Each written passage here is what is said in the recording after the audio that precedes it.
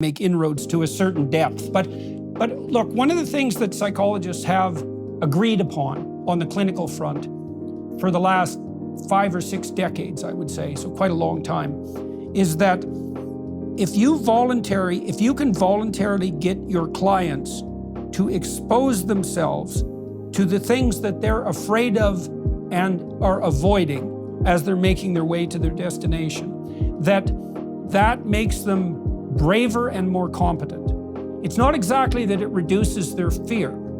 It produces within them a revelation of their own strength. So, for example, if you take a woman who's agoraphobic and who is afraid of getting on an elevator because she thinks she'll have a heart attack on the elevator and be unable to get to a hospital and will die stupidly and loudly in front of the crowd in the elevator, because that's the typical agoraphobic fantasy, you can teach her to reacquaint herself with elevators through graduated exposure, right? And so you're basically taking the thing that she's most afraid of and then feeding it to her in graduated doses. Now, what happens is she not only becomes able to take the elevator, but a lot of fears that had beset her also vanish simultaneously. And the reason for that is that she sees that when she encounters something she thought was beyond her capability, there's something within her that reveals itself that's bigger than the fear. No, but there's also a theological aspect to that. I mean, I think that psychological insight is very important. It's another example of it is, of course, if someone's afraid of flying, you need to get them onto a plane. You need to acquaint them with the actual reality of which they are afraid. But you also get that in situations theologically where people are afraid of the future. And why is that? Because they don't know enough about what God offers to people to conquer those fears. It doesn't mean they'll disappear completely, but it means that they can orientate themselves and come to terms with those things. So I would take that insight absolutely, because I use it all the time myself with other people.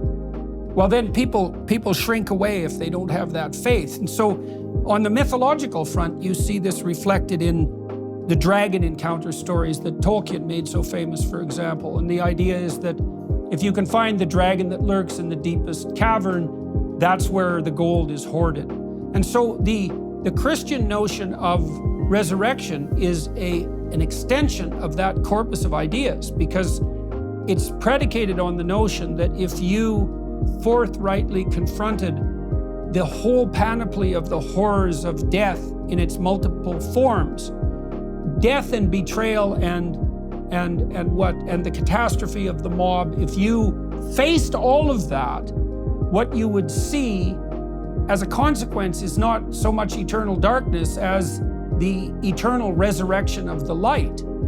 You know, and it's a limit case, right? And I really, it's hard for me to know what to make of that, again, on the psychological front, because it's a truism, definitely, both in the narrative domain and in the practical clinical domain, is that if people can find it within themselves to voluntarily shoulder the burden of confronting what they're afraid of, they definitely get braver and more competent. You know, and some of that's because they get informed about themselves, but there are also even biological transformations that take place.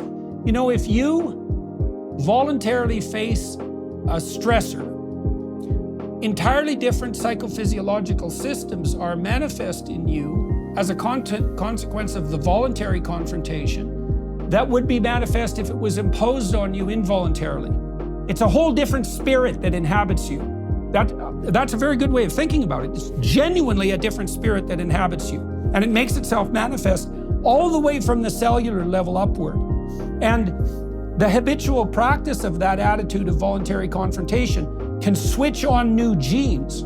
It doesn't just happen conceptually, it actually transforms you physiologically. And we have no idea what the limit of that is.